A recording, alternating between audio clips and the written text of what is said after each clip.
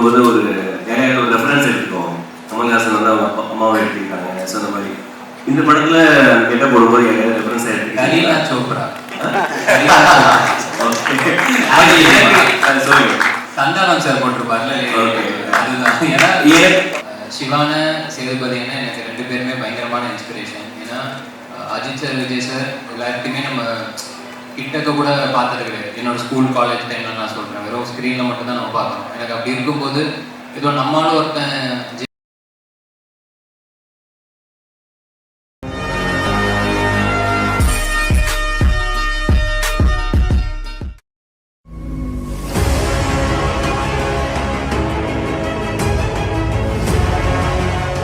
சொல்லிடுறேன். ஒன்றும் இல்லை, இப்போ உங்களுக்கு டெஃபினட்டாக தமிழ் தெரியாது, பட் ஆனால் அவங்களுக்கு தமிழ் தெரியல அப்படிங்கிறது வந்து ஸ்பாட்டில் நாங்கள் யாருமே ஃபீல் பண்ணுறோம். உச்சரிப்பாக இருந்தால் பிரச்சனை இருக்கும், இல்லாமல் கிடையாது. பட் ஆனால் அவங்க ஒரு பெரிய 40 pages ரூல் நோட் ஒன்று வச்சுருக்காங்க. ஆமாம், அந்த மாதிரி ஏதாவது ஆசை இருக்கா? அவர் மாதிரி வரணும், அவர் எந்த அளவுக்கு இன்ஸ்பிரேஷன் பண்ணுது?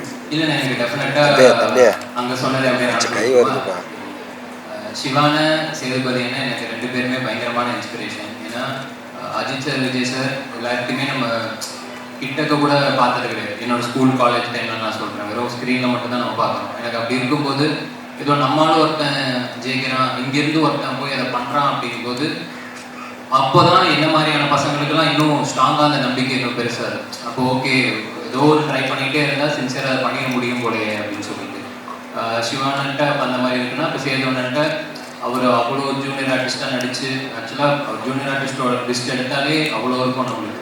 ஸோ அதுவும் நடித்து கன்ஃபார்மாக ஏதோ ஒரு நாள் நடத்துகிறோம் அப்படின்ற அந்த ஒரு ட்ரஸ்ட் இருக்குல்ல, அது ஒரு 1000ல் ஒருத்தருக்கு, 10,000ல் ஒருத்தருக்கு, லட்சத்தில் ஒருத்தருக்கு நடந்தாலுமே அந்த ஒருத்தர் கொடுக்குற நம்பிக்கை தான் என்ன மாதிரி பசங்களுக்கு அது ஒரு பயங்கரமான சீடுன்னு நினைக்கிறேன்.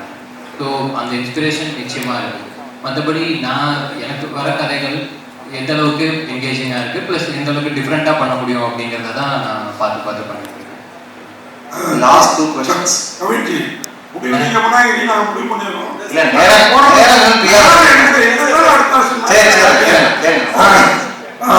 கவின்ஜி, ஒரு क्वेश्चन. அதாவது நீங்க வந்து ஸ்டார் இந்த படம் அன்னைக்கு வந்து ஒரே ஹீரோவா இருந்தார் பிரசாந்த்.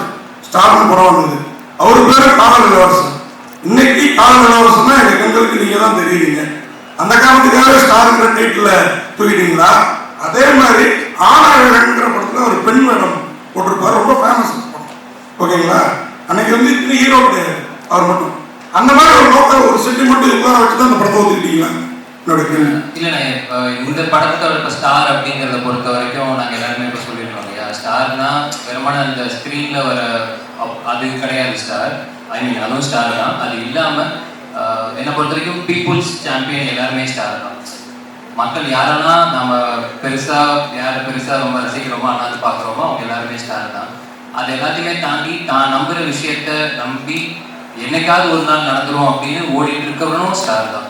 ஏன்னா இப்போ நீங்கள் சொன்ன மாதிரி சினிமா இல்லை ஸ்போர்ட்ஸு மற்ற கொஞ்சம் விசிபிலிட்டி இருக்கிறவங்களுக்கு தான் அந்த அடையாளமோ அந்த லைன் லைட்டோ அது கிடைச்சிருது. ஆனால் அது கிடைக்காம ஏதோ ஒரு வேலையில் அந்த லைன் லைட்டுன்ற விஷயம் இல்லாமல் நிச்சயமாக அவனோட திறமைக்கு அவனோட சக்திக்கு அவன் ஒரு சாதனை பண்ணி தான் இருப்பான். அவனை யாரு அங்கீகரிக்கிறது, அவனை யாரு பாராட்டுறது? ஸோ அவங்க எல்லாருமே சேர்ந்து ஸ்டார் அப்படின்னு சொல்கிற படம் தான் நம்ம ஸ்டார். வந்து லேடிஸ் கிட்ட போடும்போது ஒரு நிறைய ஒரு ரெஃபரன்ஸ் எடுத்துக்கோம். கமல்ஹாசன் வந்து அவங்க அம்மாவை எடுத்துக்கிட்டாங்க. ஸோ அந்த மாதிரி இந்த படத்துல கெட்ட போடும்போது நிறைய ரெஃபரன்ஸ் எடுத்துக்கிட்டாங்க. கரீனா சோப்ரா சொல்லுங்க. சந்தானம் சார் போட்டிருப்பார்ல, அதுதான். ஏன்னா இந்த படத்துல வந்து இப்போ சிவானா ரெமோல பண்ண மாதிரியோ இல்லை வந்து கமல் சார் அவை சண்பைகளை பண்ண மாதிரியோ ஒரு பொண்ணாவே நடிச்சு நம்ப வைக்கிறது மாதிரியான இது கிடையாது. அது சின்னதாக காலேஜில் பசங்க பண்ற ஒரு கலாட்டா மாதிரி. ஸோ எனக்கு என்னன்னா அந்த கலாட்டாவை பார்க்கும்போது சந்தானம் சார் எக்ஸ்ட்ராடனரியா அதில் ஒன்று பண்ணியிருப்பாரு. நிச்சயமா அதை வந்து இப்போ இதுக்கப்புறம் யாராலுமே பீட் பண்ண முடியுமான்றது தெரியல. அந்த மாதிரி முடிஞ்சா ஜாலியாக ஒன்று ட்ரை பண்ணலாமே அப்படின்னு அப்படி எடுத்துப்பட்டது. அதான் எங்களுக்கு என்ன தோணுச்சுன்னா, ஒரு அந்த கெட்டப்பில் ரொம்ப அழகா இருக்கிற போர்ஷன்ஸ்லாம் ஐஸ்வர்யா ராஜேஷ் மாதிரியும், கொஞ்சம் சேட்டை பண்ற போர்ஷன்ஸ்லாம் அதான் ஈஷா மாதிரி இருக்குது. ரெண்டு பேரும் சேர்ந்து கலை மாதிரி பரவாயில்ல. 3ஆளா ஒன்று இருந்துச்சு, நானும் பார்த்தேன் சோசியல் மீடியாவில். Santhanam reference super.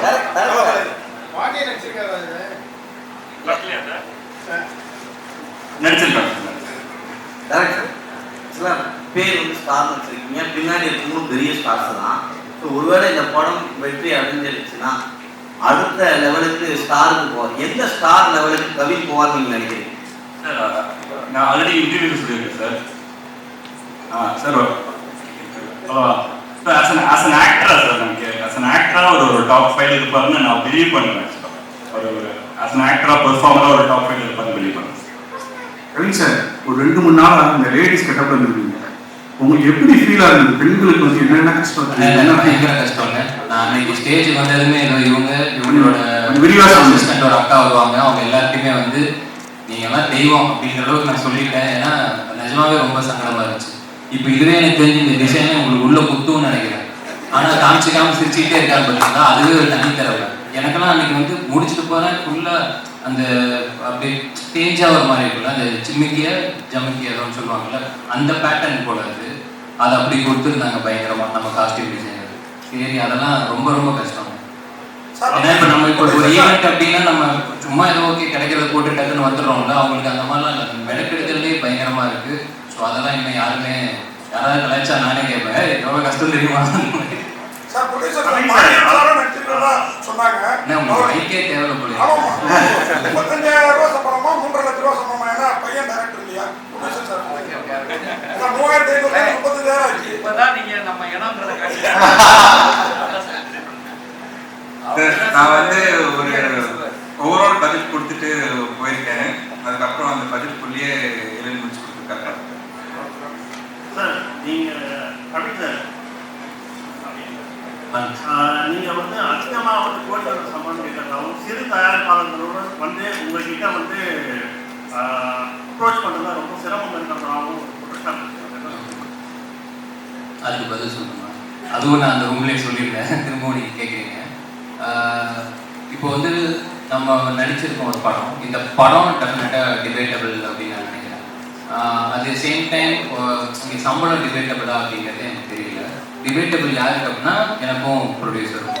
At the same time நம்ம ஏதோ கேட்குறோம் அப்படின்றதுனால யாரும் கொடுத்துடவும் மாட்டாங்க, அப்படி ஒரு விஷயம் கிடையவும் கிடையாது. இப்போ நீங்கள் எந்த பத்திரிகையில் வேலை செய்கிறீங்கன்னு எனக்கு தெரியல. ஐ மீன் இல்லைண்ணே, எனக்கு என்ன, நீங்கள் இப்போ இதுக்கு முன்னாடி ஒரு இடத்துல வேலை செஞ்சுருப்பீங்க, அங்கேருந்து இன்னொரு இடத்துக்கு நீங்கள் வேலை பார்க்க போகும்போது டெஃபினட்டாக நம்ம அதே சம்பளத்துலையோ இல்லை அதே அமௌண்ட்டையோ நம்ம இது பண்ண மாட்டோம். நிச்சயமாக நம்மளுக்கு சேலரி ஹைக் அப்படின்ற மாதிரி நம்ம கேட்டு போவோம். அதையும் நம்ம தீர்மானிக்க முடியாது, நம்மளோட ப்ரீவியஸ் சம்பளம் தான் தீர்மானிக்கணும். இப்போது நான் வந்து கணக்கான ஒரு சீரியல் நடித்தேன், அதில் என்னோடய சம்பளம் ஸ்டார்டிங்கில் 1000 ரூபாய். சீரியல் முடிச்சு நான் ஒரு 5-6 வருஷம் எக்ஸ்பீரியன்ஸ்க்கு அப்புறம் எனக்கு அதோட சம்பளம் 6000 ரூபாய். ஸோ அந்த 6000 ரூபாவை தீர்மானிக்கிறது 3000, 3000 தீர்மானிக்கிறது 1000, இப்படி தான் இருக்குது. ஸோ சம்பளம் அப்படிங்கிறது இன்னைக்கு வந்து நம்மளோட படம் எந்த அளவுக்கு பண்ணுதோ, அந்த மார்க்கெட்டில் எப்படி நடக்குதோ அதுதான் தீர்மானிக்கிறதே தவிர என் தனிப்பட்ட இதில் யாருமே தீர்மானிக்கிறது கிடையாது. ப்ளஸ் என்னால் படம் வந்து இதுதான் எனக்கு 4வது படம். இந்த 4வது படமே வந்து பார்த்தீங்கன்னா இதற்கு முடிக்கிறதுக்கு வந்து இப்போது லிட்டராக 1 வருஷம் அப்படிங்கிற மாதிரி ஆகிருக்கு. இந்த காரணங்களுக்காகவே நான் வந்து சில இடங்களில் நோ சொல்லியிருக்கேன். பட் ஆனால் நோ சொல்கிறதுக்கான முக்கியமான காரணம் என்னென்னா, யாருமே வெயிட் பண்ண வைக்க வேண்டாம். அவங்க வெயிட் பண்ணுற நேரத்தில் நிச்சயமாக எனக்கு எவ்வளோ பேர் இருக்காங்க, அவங்கள வச்சு கூட பண்ணிட்டு வந்துடலாம். இதெல்லாம் தான் காரணங்கள். சுவாரஸ்யத்துக்காக இல்லை இன்ட்ரெஸ்டிங்காக இருக்கணுன்றதுக்காக அது பேசுறதுக்கு வேணால் நல்லா இருக்குன்னா, மற்றபடி ஃபேக்ட்ஸ்.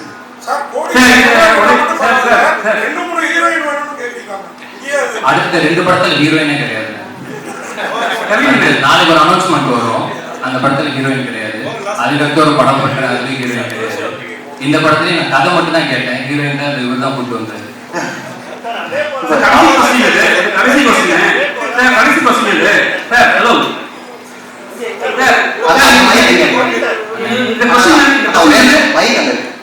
இந்த கொஸ்டின் வந்து டைரக்டரா இருந்தாலும் சரி, ஹீரோ இருந்தாலும் சரி, யாராலும் பதில் சொல்லலாம். சரிங்களா? கவின் ஸ்டார்.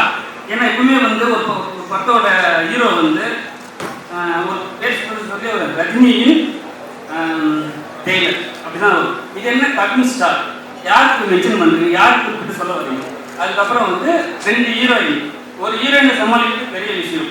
சரிங்களா? புது ஹீரோயின், ஒரு தமிழ் தெரியல, எப்படி சமாளிச்சீங்க? 2 பேர் யாருக்கும் சொல்லணும். டைரக்டர் மைக் கொடுத்தாரு. எவ்வளவு நேரம் பேசிருக்கலாங்க, அது கிடையாது. அவரோட கால் தானே, அவரோட சொல்லணும். ஸ்டாரிங் கவின் போட்டுப்போம் அப்படின்னா இதில் அடிக்கிறாருன்றது தான். இந்த படத்துக்கே அந்த வார்த்தையை யூஸ் பண்ணால் ஒரு மாதிரி வார்த்தை விளையாட்டு மாதிரி அழகாக இருந்துச்சு. அந்த ரீசனுக்காக போட்டோம். ஹீரோனை சமாளிக்கிற அது வந்து அந்த கொஸ்டின்ஸ் எனக்கு அது உடன்பாடு இல்லை. ஏன்னா பார்த்தீங்கன்னா அவங்களுமே அவங்களோட பெஸ்ட் கொடுக்கறதுக்கு அவ்வளோ ஹார்ட் ஒர்க் பண்ணி ப்ரொஃபஷனலாக டெலிவர் பண்ணி கொடுப்பாங்க. ஸோ சமாளிக்கிறதுக்கான வேலையை நாங்கள் எதுவும் இல்லை. சார் என்னன்னா ரெண்டு ஹீரோயினாவே ஆனால் நீங்கள் கேட்டது இன்னொன்று நான் ஆடடாக சொல்லிடுறேன். ஒன்றும் இல்லை, இப்போ உங்களுக்கு டெஃபினட்டாக தமிழ் தெரியாது, பட் ஆனால் அவங்களுக்கு தமிழ் தெரியல அப்படிங்கிறது வந்து ஸ்பாட்டில் நாங்கள் யாருமே ஃபீல் பண்ணுறோம். உச்சரிப்பு அதெல்லாம் பிரச்சனை இருக்கும், இல்லாமல் கிடையாது. பட் ஆனால் அவங்க ஒரு பெரிய 40 pages ரூல்டு நோட் ஒன்று வச்சுருக்காங்க.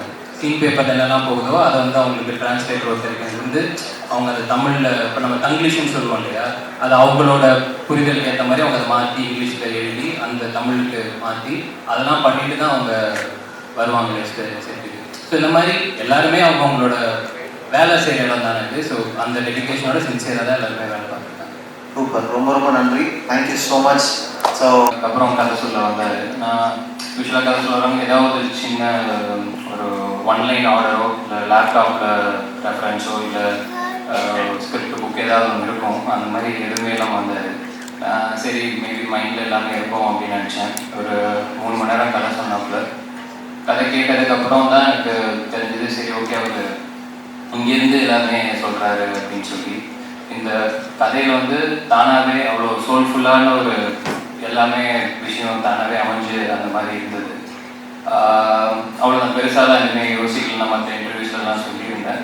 ஸோ மற்றபடி நீங்கள் எல்லாமே சரி பண்ணிட்டு வந்தீங்கன்னா நம்ம கேன் ஸ்டார்ட் ஆஃப் அப்படின்னு சொல்லிட்டு அப்படியே பேசி ஆரம்பிச்சாச்சு. இந்த படத்து மேலே அவர் வச்சிருந்த நம்பிக்கை அண்ட் என்னை தேடி வந்து என்கிட்ட இருந்து வந்த நம்பிக்கை, அது எல்லாத்தையுமே நான் காப்பாற்றிருக்கேன்னு நினைக்கிறேன். மற்றது எல்லாமே நீங்கள் படம் பார்த்துட்டு சொல்லுங்கள். Thank you for the trust. And அதுக்கப்புறம் Sagar sir and Rupak bro பாரிலே தான் இருப்பார். ஆனால் ஷூட்டிங் எல்லாமே கரெக்டாக பார்க்காத நடந்துடும். Thank you sir. மெயினாக ஏன்னா இந்த படம் வந்து ஒரு எப்படி சொல்கிறது, எனக்கு கதை கேட்டதுக்கப்புறம் ஃபஸ்ட்டு எனக்கு தோணுது வந்து ரொம்ப பொறுமை தேவை இந்த படத்துக்கு அப்படிங்கிறது மட்டும்தான் மைண்டில் இருந்துச்சு. ஏன்னா ப்ராஜெக்டாக கொஞ்சம் பெருசு, டைம்லைனும் ஒவ்வொரு டைம்லைனில் ஷூட் பண்ணணும். ஸோ நம்பி வர எல்லாருமே அந்த ப்ராஜெக்டில் அவ்வளோ பொறுமையாக இருந்தால் மட்டும்தான் எல்லாருமே சேர்ந்து அந்த தேர் எழுக்கிற மாதிரி தான். ஸோ அவ்வளோ பொறுமை வந்து ஃபர்ஸ்ட் ஆஃப் ஆல் எல்லாருமே அந்த பொறுமையோடு இருந்ததுக்கு, சாகர் சார் அந்த பொறுமையோடு இருந்ததுக்கு ரொம்ப ரொம்ப நன்றி. அடுத்ததாக யுவன் சார் வந்து எனக்கு வந்து நான் சத்ரியன் அப்படின்னு ஒரு படம் பண்ணியிருந்தேன் விக்ரம் பிரபு சார் கூட. அந்த படத்தோட அதில் வந்து எனக்கு ஒரு சாங் இருந்தது, ஒரு எடிட்டில் போயிடுச்சு. டெஃபினட்டாக ஃபஸ்ட்டு படம், ஆனால் பாட்டெல்லாம் இல்லை அப்படின்னா எந்த அளவுக்கு ஒரு வழி இருக்குமோ அதெல்லாமே அந்த டைமில் இருந்தது. சார் நான் பார்க்கும்போது கூட அந்த மாதிரிலாம் சொல்லியிருந்தேன். பட் மேபி அந்த எல்லாமே சொல்லுவாங்கள்ல, சிம்பிளாக தான் சொல்லுவாங்க, இன்றைக்கி நடக்கலன்னா பின்னாடி பெருசாக நடக்கணும். நான் அப்போல்லாம் நிஜமாவே ஏதோ சும்மா நம்ம அழுதுறக்கூடாதுன்னு சொல்கிறாங்க அப்படின்னு தான் நினைப்பேன். நிஜமாவே அதெல்லாம் உண்மைதான் போல. அன்னைக்கு அது நடக்காதது எந்த அளவுக்கு கஷ்டமாக இருந்துச்சோ அதை விட இன்னைக்கு இசை யுவன் சங்கர் ராஜா அந்த பேர்லேயே முடிஞ்சிருச்சு, நம்ம ஆசை நிறைவேறிடுச்சு. அதுக்கேற்ற மாதிரி சார் வந்து ரொம்ப எக்ஸ்ட்ரானரியாக ஒரு ஒர்க் ஒன்று பண்ணி கொடுத்துருக்காரு. நிச்சயமாக அந்த ட்ரெய்லர்லேயே எல்லாருமே பார்த்துருப்பீங்க. படம் பார்க்கும்போதும் நிச்சயமாக எல்லாருக்குமே அந்த ஃபீலிங் இருக்கும் அப்படின்னு நினைக்கிறேன். அண்ட் நெக்ஸ்ட் வந்து எழில் அண்ட் பிரதீப் ப்ரோ. எழில் எனக்கு வந்து இளன் வரும்போதே ஆக்சுவலாக கதை கேட்டுட்டு பேசிட்டு இருக்கும்போது எழில் சொன்னாப்புல. எனக்கு எழில் அப்படிங்கும்போது எனக்கு ஒரு மாதிரி ஒரு 100% கான்ஃபிடென்ஸ் அங்கேயே ஆயிடுச்சு, இந்த ஓகே படம் இப்படி வரும் அப்படிங்கிறது. ஏன்னா டாடா எழில் தான் டிஓபி. எனக்கு ஸ்டாரோட நாங்கள் ஃபஸ்ட்டு பாம்பேல தான் ஷூட்டிங் ஆரம்பித்தோம். பாம்பே முடித்து அந்த ப்ராசஸ்லையுமே சரி, ஈவன் பிஃபோர் ஸ்டார்டிங்கும் சரி, இப்போது ஒரு டெக்னீஷியன் வந்து என்னால் இப்போ பிளைண்டாக ட்ரெஸ் பண்ண முடியும் அப்படின்னா எழில் வந்து ட்ரெஸ் பண்ணலாம். இல்லைன்னு சொன்ன மாதிரி இங்கே வர முடியல, இன்னொரு பெரிய படத்தில் ஷூட்டிங்கில் இருக்காரு. ஸோ அதுவே எங்கள் எல்லாருக்குமே ரொம்ப சந்தோஷம். Thank you Ezhil and Pradeep bro. எல்லாருமே சொல்லிட்டாங்க ட்ரெய்லர் தெரிச்சிட்டிங்க. Thank you so much. ரொம்ப ரொம்ப நன்றி டச்சுக்கு. அண்ட் விக்கி மாஸ்டர் ஸ்டன் சின்ன போர்ஷனாக தான் இருக்கும். பட் ஆனால் எங்களுக்குன்னா இது படமே ரொம்ப யதார்த்தமாக அந்த ரியாலிட்டியில் இருக்கிற ஒரு கதை தான். அந்த கதையிலையும் ஒரு ஸ்டண்ட்னாலுமே ரொம்ப ரியாலிட்டியாக இருக்கணும் அப்படிங்கிறது நான் இல்லை எல்லாமே பேசி தான் மாஸ்டர் கிட்ட கேட்டிருந்தோம்.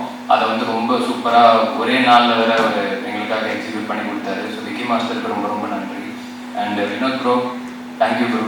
இன்ஸ்டாகிராம் கோட்ஸ்லாம் சொல்லிட்டு ஓடிட்டீங்க. தேங்க்யூ.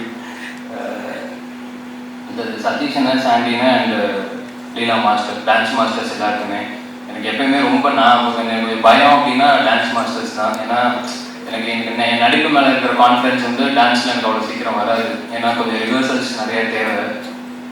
உடம்புக்கு வரதுக்கு முன்னாடி ஃபஸ்ட்டு மைண்டுக்கு போய் வரணும், அதெல்லாம் கொஞ்சம் டைம் ஆகும். ஸோ ரிஹர்சல்ஸ்லாம் போய் அவங்க எல்லாருமே ரொம்ப கம்ஃபர்டபுளாக பார்த்துக்கிட்டாங்க. ரொம்ப ரொம்ப தேங்க்யூ எல்லா மாஸ்டர்ஸ்க்குமே. அண்ட் முக்கியமாக இந்த படத்தில் வந்து மேக்கப் மேன் லிவின்னு சொல்லிட்டு is from Kerala.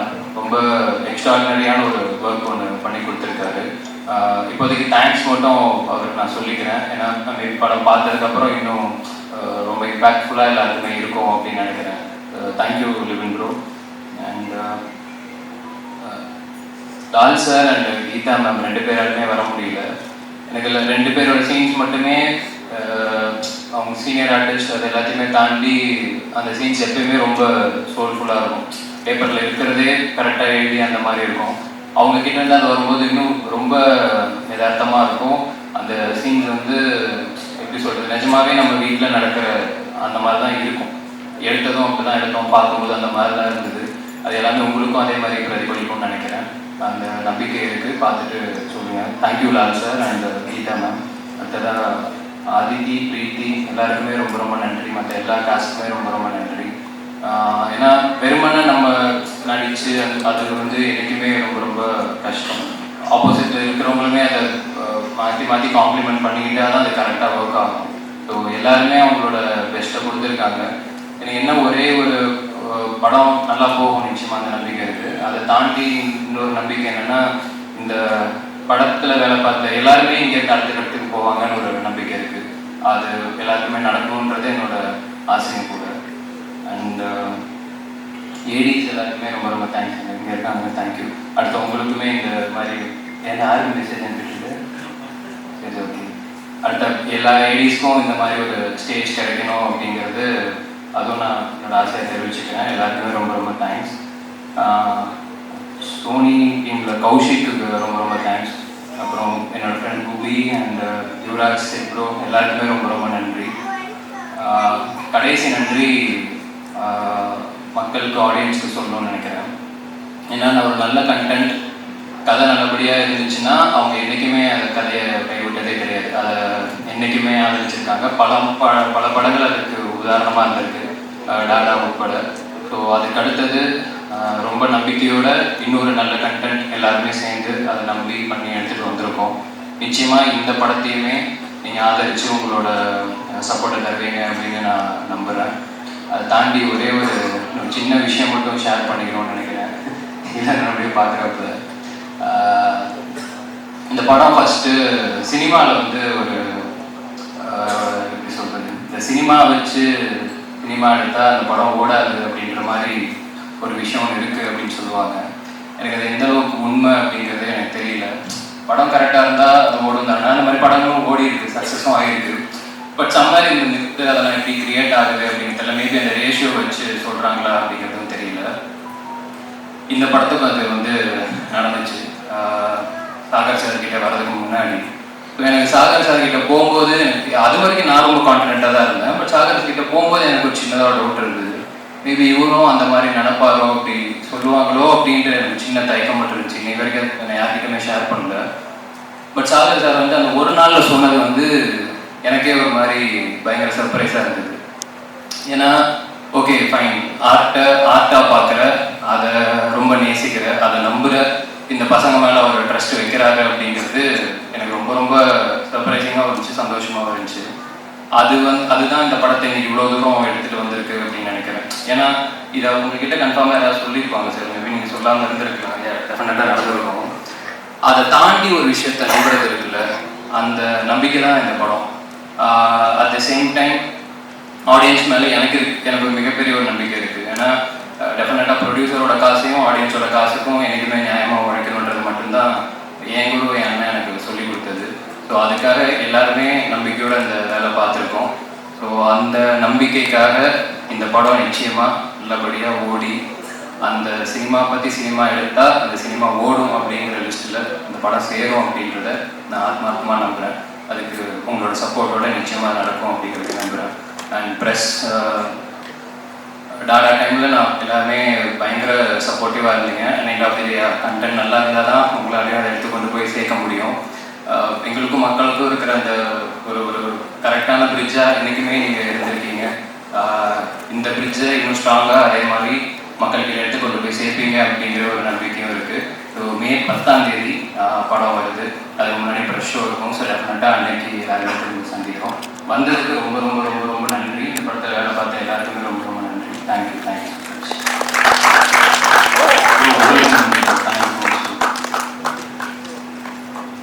Thank you so much. So ஒன்று மட்டும் சொல்லிக்கணும்னு நினைக்கிறேன் நான் கவினுக்கு. உங்களுக்காக நீங்கள் ஜெயிச்ச காலம் வந்து ஐ திங்க் இட்ஸ் ஓவர்னு நினைக்கிறேன். உங்களை நம்புறவங்களுக்காகவும் சேர்த்து நீங்கள் ஜெயிக்க வேண்டிய பொறுப்பு உங்களுக்கு இப்போ இருக்குது. அண்ட் இந்த படத்தில் இந்த ஸ்டேஜில் என்னை எப்படி இல்லைன்னு சேர்த்துட்டாரோ அதே மாதிரி இந்த படத்துலையும் என்னை சேர்த்துட்டாரு. நான் இந்த படத்தில் ஒரு பாட்டு எழுதியிருக்கேன். ஒரு சந்தோஷம் இருக்கு எனக்கு. என்னன்னா தி பிரைட்டஸ்ட் ஸ்டார் அப்படின்னு கவினுக்கு நான் ஒரு வரி எழுதியிருக்கேன். நான் ஓகேவா? சூப்பர். தம்ஸ் அப் காமிச்சிட்டாங்க. வெற்றி நம்மதே.